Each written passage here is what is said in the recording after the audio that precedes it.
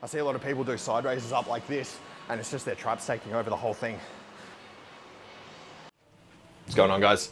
Dave from the R.Y.S.E movement here for another Talking Out Loud session, and today we're in Jets Barongary doing a shoulder workout, shoulder and a bit of conditioning. Feeling good, down to 111 kilos. I had a refeed yesterday of an extra 200 grams of carbs, and energy is pretty depleted, feeling pretty tired all the time, feeling like I can't brain because I has the dumb. A lot of the conversations that I have, I'm spacing out and having to ask my clients, beg your pardon, quite a lot, which is embarrassing, but you know, they all understand what's going on, especially the blokes that are doing the diet with me during the 8 weeks to a new man program. But anyway, we got shoulders today. One of the biggest things that I see people get wrong with shoulders is specifically when it comes to pressing. The pressing movements that they do, they're trying to make it so that it's lots of external rotation. They get their arms back here in line with their body and they're pressing up overhead. One of the big things that happens is you get shoulder impingement from there. So what we're going to see, my first exercise is actually Smith machine shoulder press. I love Smith machine shoulder press. Feels absolutely amazing. It's a great way to start off warming up the body and getting into it. So you'll notice that with my bench, I actually don't sit it up vertical. I sit it back about 2 clicks, 3 clicks maybe, just so that I can get lat depression, scap retraction, and make sure that I'm pressing through my front delt as much as possible. When it comes to pressing movements, specifically overhead, if you don't have significant external rotation, you're going to destroy your shoulder. You're not going to be able to have the mobility through thoracic extension and external rotation through your shoulder to be able to continue this motion. I'm lucky. I'm very mobile. I do a lot of stretching. I do a lot of mobility work to be able to keep myself happy and mobile and pliable and all the rest of the things so that I can actually press from back here. Most of you guys won't be able to. So you'll see here, when it comes to thoracic extension, you need to be able to extend from your thoracic, scap retraction, lat depression, and then you've got to start pressing. So if you're trying to press from all the way out here and do this, a lot of the time you're going to feel a pinch. In fact, I've actually got a bit of a tingling sensation going through my bicep. Whereas what you guys need to do is thoracic extension, lat depression, scap retraction, and then press from this position here in front. So you're using your front delt, full range of motion, and that it's not going to impinge your shoulder. So I just down my pre-workout. While we're waiting for that to kick in, I want to talk a little bit about mindset and how to frame your psychology for performance inside of the gym, inside of jiu-jitsu, running, climbing, doing whatever you do that is an athletic endeavor that you need to focus on getting better at. So with the gym, it's really simple. You have performance markers that you need to focus on. You need to think about, how do I need to perform? How do I need to show up? What mentality do I need to have? How do I need to hold my body to be able to make 1 rep, 1 kilo, 1 second faster, 1 meter further, 1 calorie extra? All these sorts of things are the performance markers that you're focusing on when it comes to the gym. What about when it comes to jiu-jitsu, Muay Thai, and all these other sporting endeavors that you do? What is your 1% marker to make sure that you know that you're moving forward, you know that you're getting better? You know, for jiu-jitsu, the things that I think about is, when I roll with a white belt, can I hit this sweep that I want to work on? So right now I've been working on single leg X sweeps, working on a bit of X guard sweeps, and because I like playing guard to make sure that if I get put in that place in a competition or something like that, I can fight from that position. I can have the ability to get on the bottom, work my way, work my defense, make sure they don't pass my guard, get the sweep, get on top, get the extra points, and play from there. So I've been working heavily on my defense. I've been working heavy on my guard, and for where I'm at right now, my guard it's okay, it's decent, but I love it. So it's creating a scenario and a periodization timeline, much like what we do with weightlifting, is what your phases are. So for right now, what I'm doing with my 8-week program inside of this is I'm in a fat loss program. I'm getting a little bit of body recomposition because I haven't been focusing on weights for a long time, but that's the main thing, is focusing on body recomposition, focusing on dieting, because I've got this 8-week window to be able to do that. After that 8 weeks, I've got another goal that I'm going to be able to do. And inside that goal, I've got smaller goals that are my weekly achievable things that I can make sure that I can tick off. 1, so I get the dopamine release, but 2, so I'm moving closer to those big goals. And that's the way that we do it. So let's get into it. Have a nice fun shoulder session whilst I talk some shit. So the big thing, like I was saying, is when it comes to shoulder press, you need to make sure you put the seat back a few clicks so you can get full scap retraction, lat depression, get your shoulders into an advantage position so that you can actually press through the full range of motion instead of having an impingement. So watch how I do it here. So hands not too wide, not too narrow, making sure that we're not using too much tricep by bringing it in too close.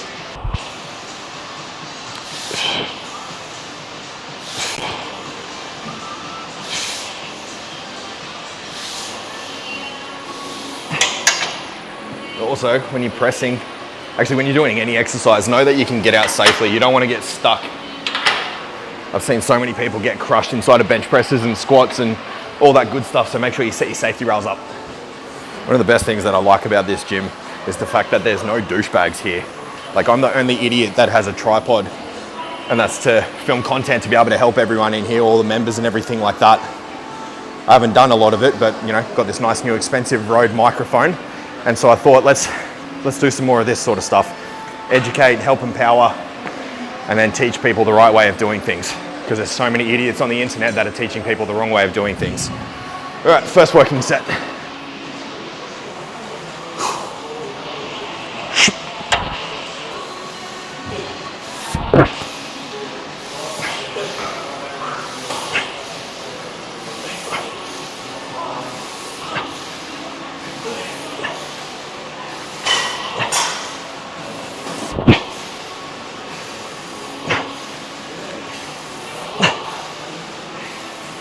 Oh, fuck.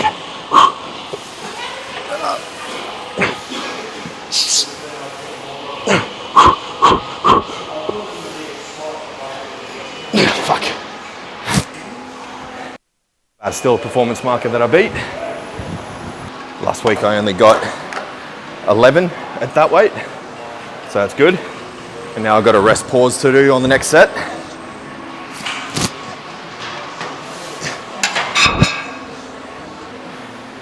Whew, that one fucked me. Smith machine press, honestly, it's one of my favorites. You get such a good controlled pressing movement, so you don't have to worry about stabilization, especially if you're first warming up, you know, first exercise of the day. Let your body warm up properly, and then you can hit it hard. And then I like to throw intensity at the start of the session, just so I can get a nice big pump going on, so that I can, you know, carry that intensity, carry that dopamine release, everything into the next set and next exercises. So I got a rest pause on this one. The rest pause is going to be go until failure, 30 seconds rest, go until failure, 30 seconds rest, go until failure. And then we're off to side laterals after this. All right.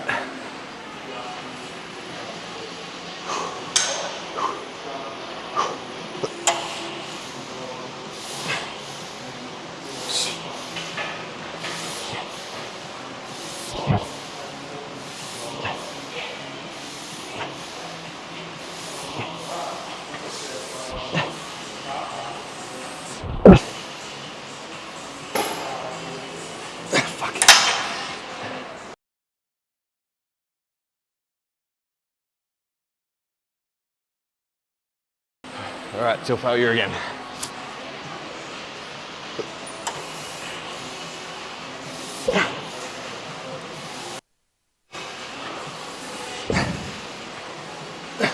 Fuck.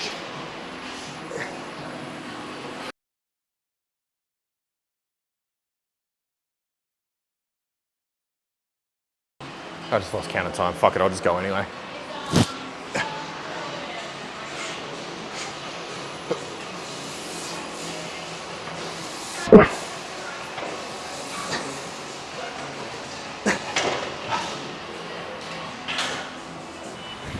Guys, there's this magical thing that happens when you finish with an exercise and you got weights on there, is you can put these weights away.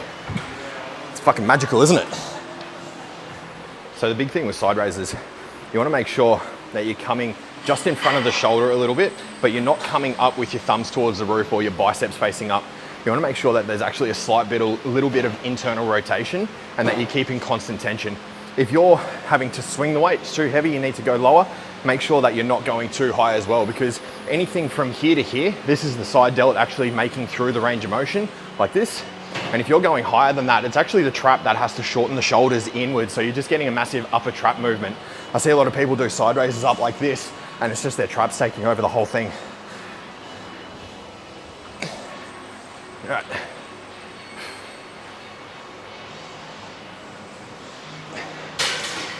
Also, you notice I'm sticking my hips out a little bit.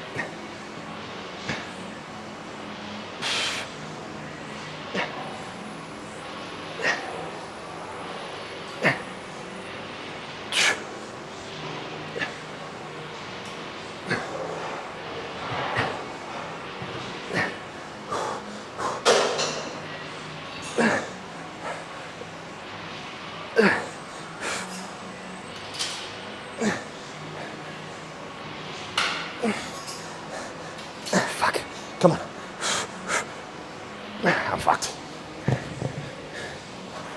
Not bad. 17 reps, not bad. The last two were a little bit iffy. Oh, lightheaded too. If you're lucky enough to watch this in August 2023, Jets has a sale on at the moment where it's $0 sign up fee, $16 to get your tag, $16 a week, cancel at any time membership. And there's so many clubs around Australia. I think on the Gold Coast alone, I think we've got 13 Jets. Don't quote me on that, but if you're on the Gold Coast, it's a great gym to train at, so many great facilities, and come down and see me at Jets Warongary. All right, let's do a drop set.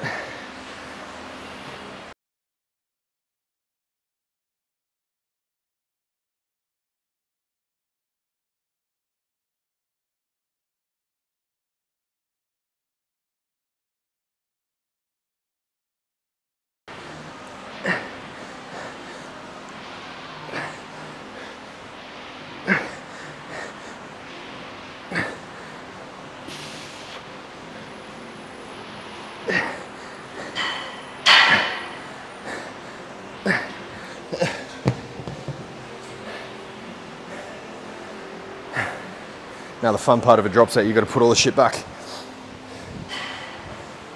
All right, we've got 45-degree incline front raises with dumbbells. Now I don't usually do too much front raises, mainly because your front delt gets enough action from your pressing movements, from your horizontal pressing movements, from your dips, and your front delts can be overpowered, especially in a bodybuilding scenario. A lot of people end up with these giant front delts, not too much of a chest, and then pretty meaty medial delts, and then it balances out poorly with no rear delts. So I put them in the program just as a little bit of extra volume in there, just because I want to push really, really hard. These are a filler exercise. They're not going to grow any muscle for me. They're not going to do anything but add extra volume so that I can hopefully eat a little bit more food, because I'm fucking hungry. All right, make sure when you do these, put your solar plexus on the edge. Start from a dead stop at the bottom. You don't want to use any momentum, because otherwise your back will start taking over. So start from here, brace your core, and then up we go.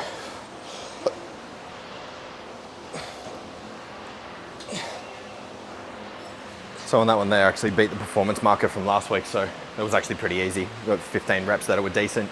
The rep range is only 12 to 15, so next week I'll have to go up to the 8 kilo. Oh, they're the 8s. Oh, okay, that's a decent PB from last week to this week. Last week I only did the 7s. Okay, so next week I'll go up to the 9s and then try and push out between 12 and 15 for failure. With this training plan that I'm doing, it's all about intensity and aiming to push as close to failure as possible. You can't do it for a long period of time, otherwise your sleep, your food, your recovery starts to suffer. I've seen a lot of people, including myself, do this training program for too long and it stops yielding results because their body's not able to keep up with the amount of intensity. It's not so much the volume, but it's 100% the intensity, because you're pushing balls to the wall, 2 sets till failure, as hard as you can, sort of thing. And like after maybe 12 weeks of doing this consistently, you'll start to see shit fall apart. Last time I did it, the longest I stuck with it before I started getting hurt was 14 weeks, and that's where things started to go south. Biceps tendon started to hurt a lot. Like pec tendon started to hurt a lot. It was just too much intensity, and my tendons hadn't caught up with the amount of muscle that I grew and the strength that I gained as well.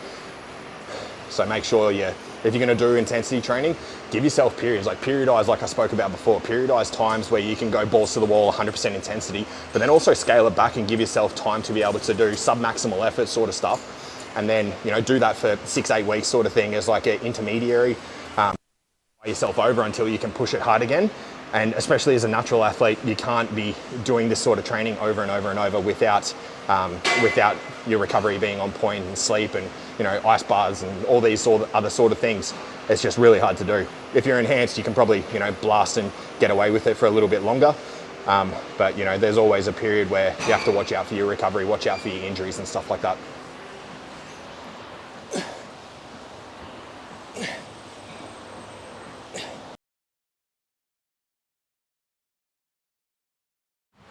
All right, for the next exercise, I've picked up the biggest dumbbells in the room. We've got the 2 kilos. I don't have a name for this exercise. the name I've given it is back and forths. You'll understand why when you watch it. Go for it, don't worry about that. Don't worry about the film, just jump in. Oh, right, now I'm going to film still. Right, like I said, the name that I've given these is the back and forth. So it's the exact same as the prone 45-degree front raise. So you're going to replicate that exact same movement just with a much lighter dumbbell. And then you're going to bring it around into the finishing position of a rear delt fly, and then bring it down from the rear delt fly into the middle. So it looks a little bit like this. You're taking out as much thoracic extension as possible. So I don't want you to use momentum and extend your back or anything like that. Use your shoulders, use your muscles. Remember, your front delt actually inserts into your scapula, so use the full range of the front delt. This is one of the shortest positions that the front delt can actually get into. So we're gonna go up as high as we can, hold, maintain, bring it around as high as we can, and then bring it down to the rear delt position. Then we come back out to the side, round in front as high as we can, and then back down. So try not to, you're not fucking Michael Phelps swimming the butterfly, so don't, we're not doing big circles. I want it to be controlled. So up, around, use your muscles, and then back down. Up, round, down. So you see why it's called the back and forth. These will exhaust you faster than anything else in your shoulder repertoire.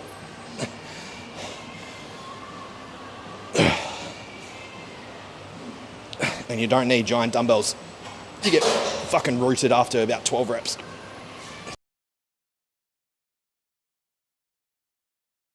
You notice as I come back, my arms are starting to drop because I'm getting tired. That's okay, just keep doing the best that you can.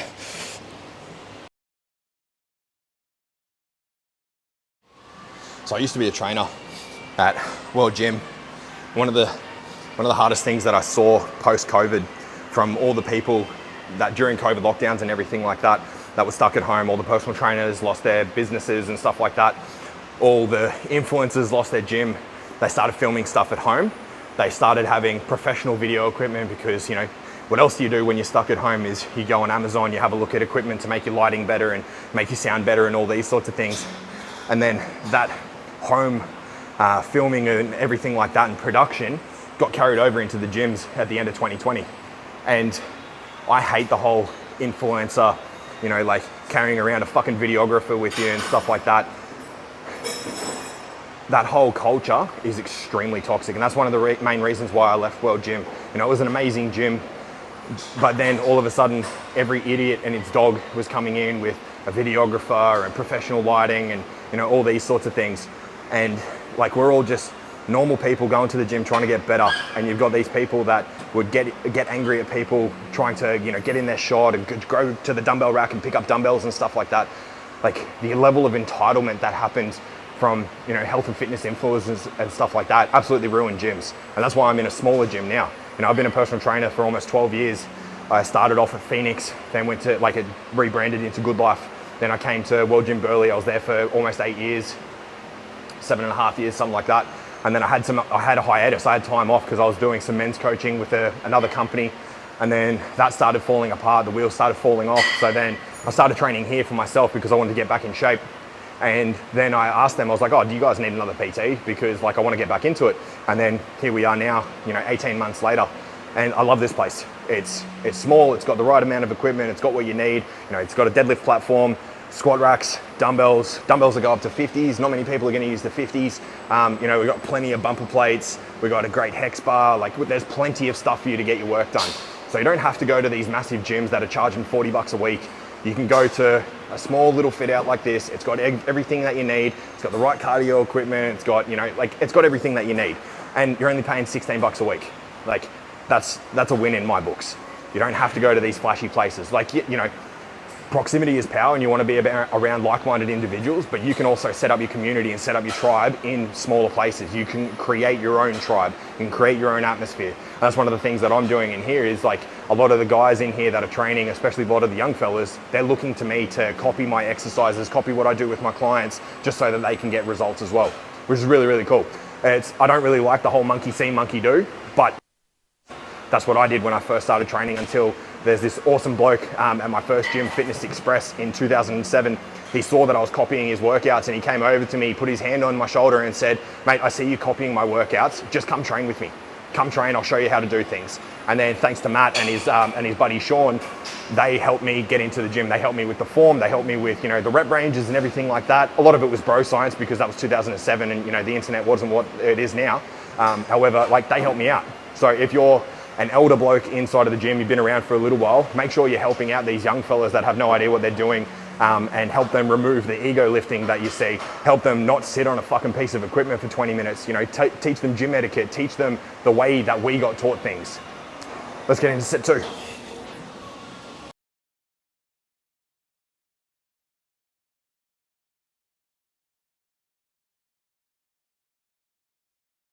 I rested way too long.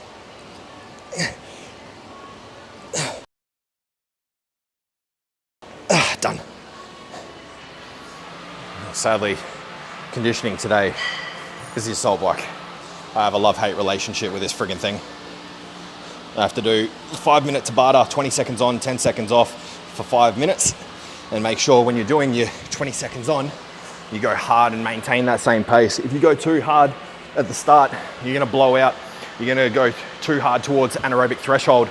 You're gonna start to produce way too much lactic acid, and you're gonna fade really quickly. Your body's not gonna have enough chance to be able to replenish, and the rest of the workout's gonna be suffering. The idea behind this one is you wanna make sure that every single time that you do it, that you advance. So either more calories or more meters in that 5 minutes. This is the last week of doing 5 minutes worth of Tabata. Next week for the program, and the week after, it goes up to 6 minutes. Every week the conditioning performance markers go up as well. So yeah, you want to increase your weights, increase your sets and reps and volume and all the rest of the thing. However, at the same time with your conditioning, you want to be fitter, faster and stronger. So when it comes to conditioning, improve your calories, improve your meterage, or then make sure that you're decreasing the amount of time that it takes to do it. One of the most sadistic things that you can do is max calories or max meters in 5 minutes on the assault bike. Give that a go and see how much you hate me afterwards. But anyway, let's get into it. So 20 seconds on, 10 seconds off.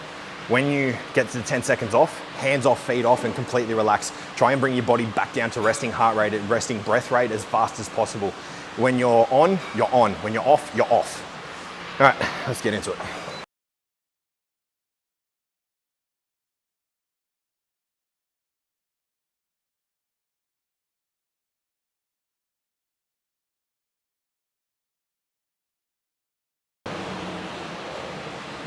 Quads are starting to burn, lungs are starting to burn. I know I said don't shoot out fast. I shot out too hot.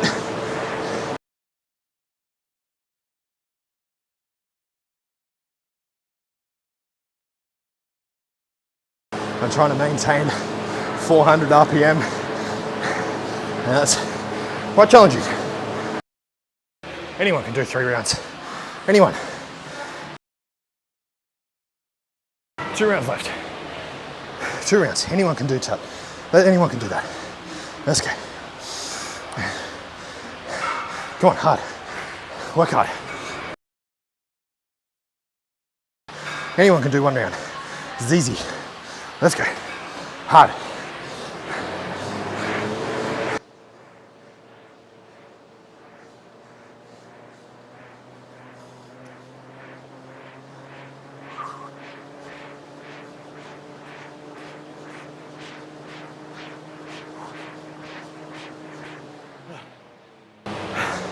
Now, excuse me while I die.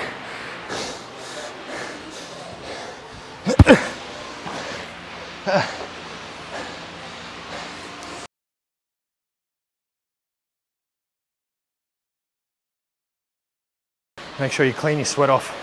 Don't be a grub. So for the first, 20 seconds or so for that recovery after I finished and flopped on the floor, all I could focus on was how much it hurt, how much lactic to my quads, how my breathing hurt, everything hurt.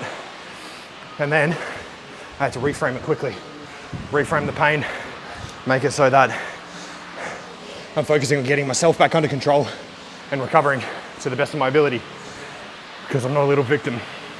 I chose to do this. And with choice comes responsibility. And when you're responsible for your actions, your thoughts, your emotions, your behaviors, You are in control of you. If you put yourself through a hard workout, whatever you put yourself through, you're the one who controls your mindset. It might hurt, it might suck, it might be the hardest thing you've ever fucking done. But you will endure, you will get through it. And as my shirt says, work harder.